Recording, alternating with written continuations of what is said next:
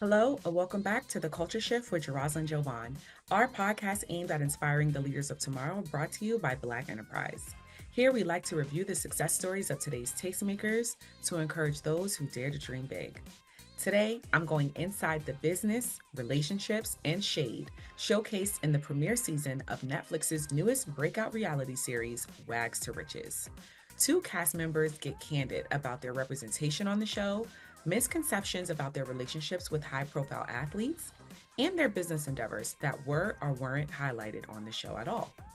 All that and more, so sit tight as I culture shift with real estate mogul Sharelle Rosado and tech entrepreneur and wife of Tyreek Hill, Mrs. Keeta Hill.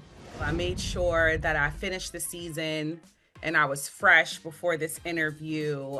It definitely, from the way it started, it ended on a more wholesome sisterhood type note. But it came in hot. Yeah, you needed that little flair just to get it started, I think. So how do you both feel about the response to the show? Sharelle, I'll start with you having already come from a Netflix series prior to, and I feel you kind of brought an audience to the series. How do you feel about the response to W.A.G.s to Riches? I was very shocked. But after watching it, I see how it portray like how it looks. But of course, when you're filming TV shows, everything is not put in, in these episodes were only like 30 minutes to 26 minutes. Yeah, So you couldn't capture everything that was done. So you had to capture the juicy and they they captured did. the They juicy. did. Gotta capture it quick too. I think that was Yes. the biggest thing.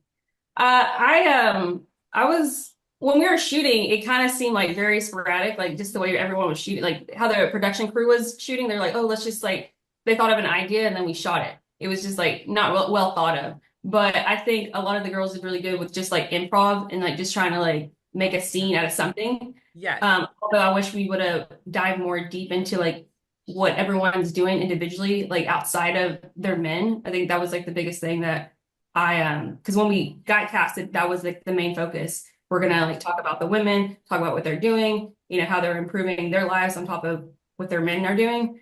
But we didn't really get to dive deep in that. And I think if we do a second season, that's what we should like, you know, really portray and like talk about for like other women that are watching us. I think that's important because they're how can I get in with doing what they're doing? Like what are the tricks? And I Exactly. think that's like something that's what people are like wanting to know more about. Well, Yes. I Yes. can't I can't speak on that, Keita, because Right. like I feel like I made it my duty to show what I'm doing. So You're the only I was one on like, the show, this and mainly because is I think that you were the main person they were surrounding, and that's why that you were able to like showcase what you're it was doing, supposed to be which is a good. docu-follow, but the real tea Yeah, is some of these women who portrayed like the good girls and the faves on the show really didn't have nothing to show. which is true. Yeah. I think that came to light for sure, and I think that you had like certain things that you were ready to shoot. A lot of people maybe were like looking to like they're still planning, and they didn't have like even time to like prepare like events or whatever it is. Girl, I So ain't have time either, but I made it do it. yes, you made it happen, and I Yes. applaud that. And I think that that was one thing that was really good on your side. You're able to like show your life and also your business side, which is important because you're balancing both. But I don't think a lot of the girls, or even me, I'll say me, I had like Yeah. things that I want to showcase, and I think Well, speaking we on yeah that was my question because you were introduced, they kept putting your title as a tech entrepreneur, but I mhm, didn't even get any clarity on yeah what exactly it is Oh. that you do. And then there was the scene at Stoney's showing. And I would say Sharelle and Stoney were the only two that we really got to see yeah their real business endeavors. And then one person did a charity event. But when it came to yeah business, we only saw Sharelle and Stony. And so you had some feedback for Stony as it relates to pivot, needing to pivot. You had did swimwear and then you pivoted into tech. I just wasn't sure exactly, okay, how does she pivot into tech? What is she doing yeah. with tech? So you could clear that up now and hopefully, yes, we get to see that next season.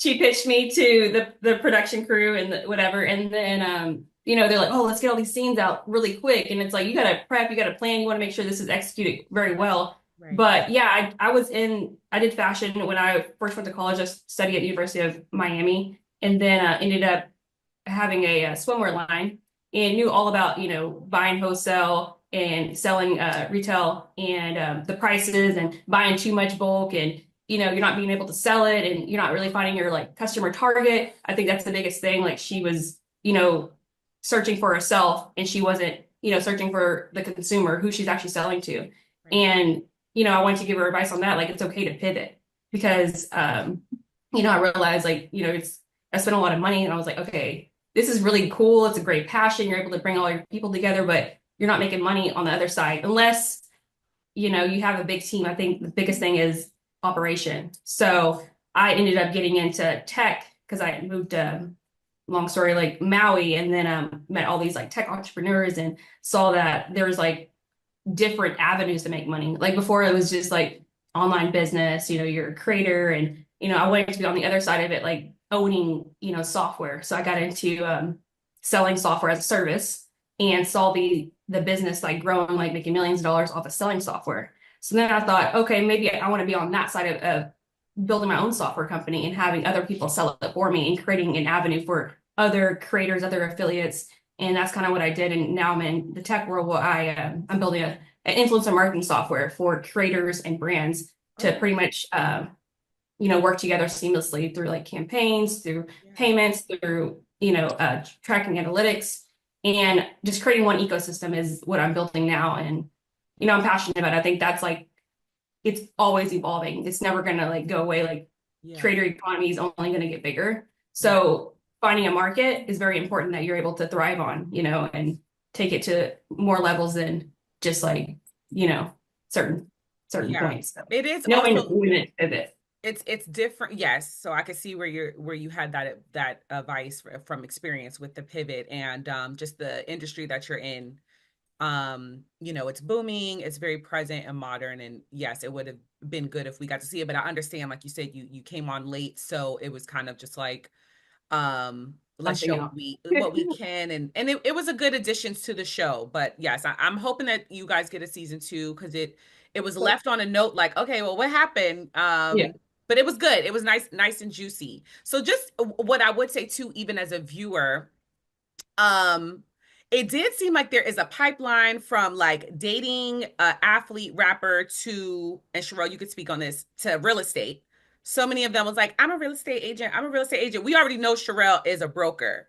That she's an established outside of before she even was dating who she was engaged to. But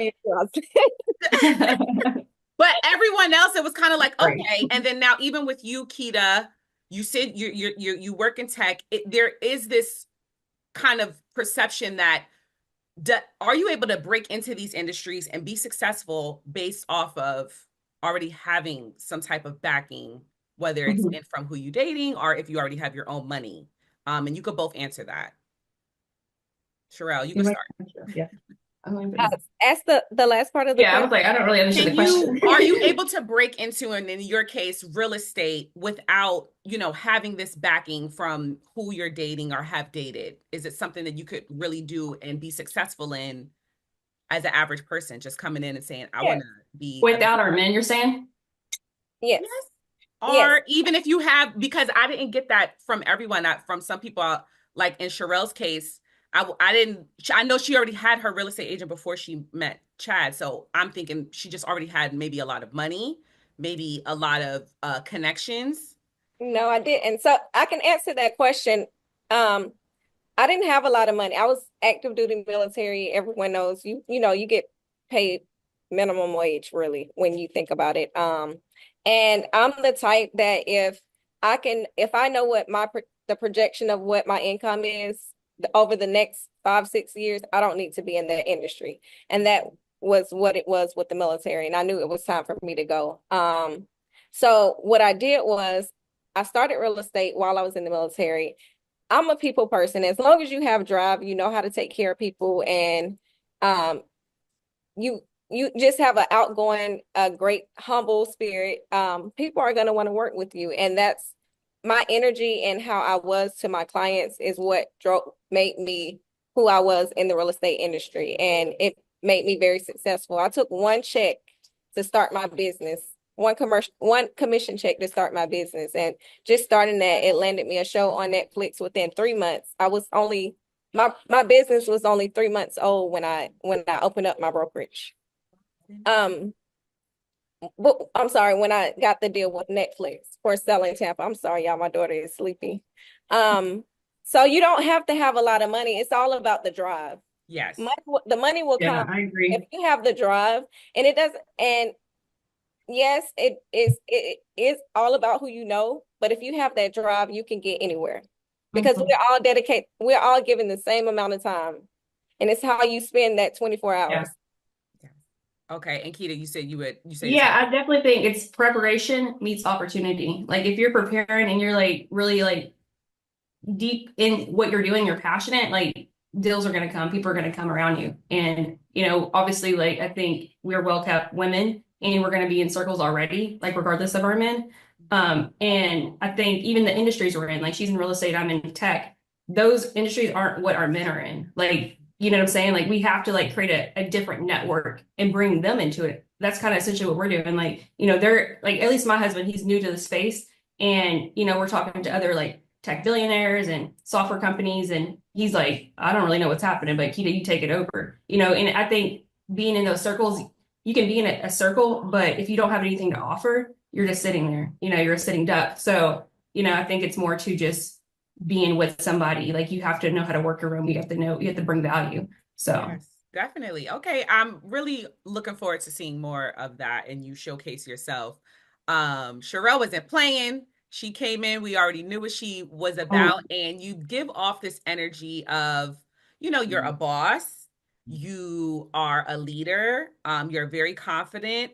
And at first I could understand where some people were saying the mean girl, because it was kind of like a you can't sit with us. And then as the episodes continued on, it was more like I worked hard to get here, and so I'm just not willing to accept certain behaviors and reputations around me. And then as we even got towards the end of the season, it was just like, look, I'm doing this, I'm developing affordable homes. It's just like I just don't have time to play games. So take us into how you feel you were represented on the show and the criticism that you received as this mean girl, and what was your response to that after watching the season back? Right. I think what it was is I think the biggest problem was the sex tape, you know, but it wasn't just the sex tape. I know we spoke about it was a few things in regards to Stoney. The sex tape really wasn't it, but people had to know who Stoney was, and she was basically known for suing 50 Cent for the sex tape. That's not her fault. My issue with Stoney was, okay, you're going around talking about me, but that was never disclosed for the viewers to see. So until the end. Until the end, but some people didn't even watch it to the end. They just shut it down and was like, "You a mean girl? Why are you going around judging her off a sex tape?" But it wasn't that. It was more like, you know, just be careful with this person because, you know, she's known for this, labeled as this, and I've seen the magazines, and I asked her about it. She cleared it up, but anybody would ask if you're seeing magazines, not the sex tape, but magazines as, you know, being labeled as an escort, and it's a call girl magazine, then of course you're gonna question like what, you know, what's going on, and you already hear this person talking about you. So it's like, why would I want you in my circle when you have this reputation? People come back telling me, not on camera because they're not part of the show, and then you're gathering information about me. So of course I'm gonna say something. I'm not gonna speak behind your back. I'm gonna tell you to your face. And I think that was the issue. A lot wasn't disclosed for the viewers to see.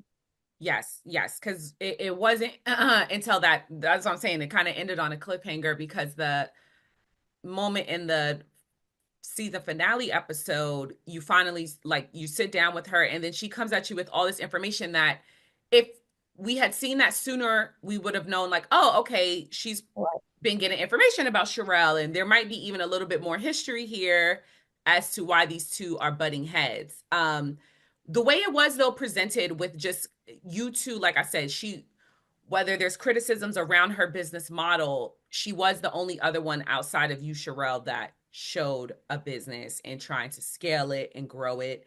And as someone who respects that from women, especially Black women, I Right. appreciated seeing that. I would have liked to see more of that. Like even what Keeta was saying, I really would have liked to see more of that. Um, but it did seem like she just wasn't catching a break. Yes, So I'm like, girl, like it was Sharelle and Chad did this. Chad troll a lot. So a lot of times, like, oh, they had a date, they had sex in a motel. Not do it look like I would have sex in a motel. I know. I'm like, what? All the stories that come out. Oh, girl, like, be for real. You just trying to find all this stuff on me. Like, we got business. Let's go sell these clothes that's been sitting in the Exactly, warehouse for 10 exactly. years. Let's go do this, girl. Let's Yeah. find something to do instead of worry about what you thinking I got going on with my personal life. yes. Because it's not making you any money. Right, right. And it we did at least see that you were trying to help her in a way with, supporting, you went to her showing and then you brought a friend who could give her some advice on how to grow her boutique. Now when it comes to your personal life that we did see on the show, you ended first I would like to say that was the most in-depth prenup meeting I've ever seen on a show. I'm like, I don't think I've ever seen, and I love reality television. So I'm like thinking of Right. Housewives. I'm like, I haven't seen someone show this much. Right. Very telling. So thank you so much for sharing that because it's very informative of oftentimes you just kind of don't know what goes into it. And as someone who, I'm married, but me and my guy, we've been together since we was like 19, 20 years old. And so I just, what prenup, like we did it, but it's Yeah, like you really don't know how to have that conversation. So it's good to hear yes. like And the so back and watching it, forth, I was just what's like, normal, wow, what's that is fun. a really big step. And you guys definitely have to be on the same page. So we Mhm. saw some challenges there. It ended with you announcing that the wedding was postponed. And since the show has like come out and you went and was promoting it, you've announced that you were single. What is there? I don't know, because it seems like I just feel like there's just too much there. Like Chad wasn't playing. He's like, I want my baby back. Are you guys working on it? Is there chances for reconciliation? What's the current status of that? Or do we have to wait till September? Right now we're focused. Chad is very busy in his business, and I'm very busy in mine. So we haven't had the time to really sit down and try to make things work. We are doing counseling or whatever. But I told him the other day, I was like, I like us being like this, like just. Be a little bit more like savvy with your business life. Yeah. I can see I that. still help him with his business. He still helped me with mine. It's stress free over here. Yeah. Yeah. Whatever works for you guys. My mom, she's in her third marriage, but they've been together nearly 30 years. But I do remember her always telling me, like in the early days of her third marriage, she's like, Jocelyn, if I could have it my way, he would live here, I would live here, and we would just come together when it was time to come together. Yes.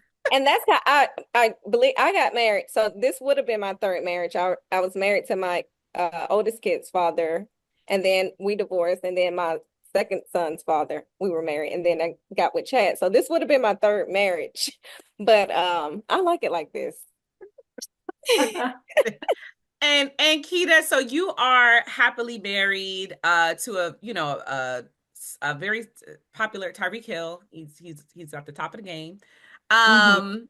And so we did get to see your dynamic. You guys look, pretty solid together. You made mention a bit about like your history, like you guys had I don't know, from the sounds of it, it's like you kind of took some time apart, if I'm Mhm. and then you came back Yeah. together and, marriage, baby, but there's still a lot of attention around your relationship, a lot of criticism. Mhm. How do you handle that? And even just the way, from the way I see how you carry yourself, Yeah. is it hard just dealing with being kind of stigmatized? Yeah, but honestly, I feel like I'm just kind of like I just Hold don't on, even baby. worry about what people say, honestly. Like a lot of what happened like before we got married because it would happen like right when we got like right before we got married. So it looked like happening during the marriage. Like I was dating somebody at the time, and then he reached out to me and was like, "Look, you're the one." I want my And woman back. yeah, pretty much. And I was like, oh, is that really what you want? Because we've known each other for 9 years, and we dated for like 3 years within that time frame, like exclusively. And if you want to be with me, then we're gonna get married in 3 days at the courthouse in Austin. Period. I said I that, know that's and then right. I was kind of like, just whatever.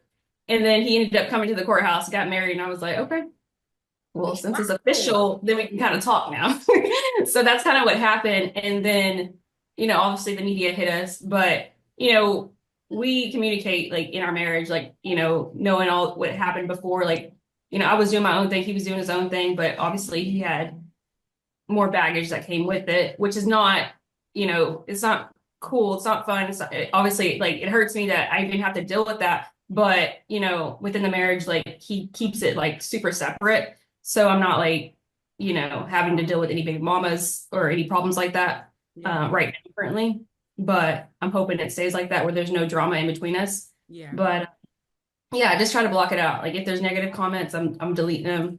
And I just know what's true to me, what I'm like, where I'm trying to be, and not really focus on like what people are worried about and talking to me. Because I think even Donald Trump gets the most hate, and he's not sitting down and, He's really just unbothered. Well, exactly. So like I kind of take it like that, and just, it is what it is. Like if And then someone was to like record your life, not your life, but someone else's life that's talking mess to me, like let's talk about what's really going on between your relationship and whatever problems you got going on. So yeah. I think it like that. Like it is what it is, and Yeah. People are very invested. Very invested. And Sharelle, yeah, same question, because I know you get a lot of you were getting it pretty bad when the show first aired. oh, yes, and sometimes I was clapping back, baby, because on Twitter, well, you got to have tough skin on Twitter because they be coming for you. But you know what? yeah. It's I know who I am as a person. Like, Hmm. I'm everyone who truly knows me knows I am a woman's woman, and I will give the shirt off my back. I'm probably the nicest one out of the castmates, if we're gonna be for real. I think I'm the what you think, Keita?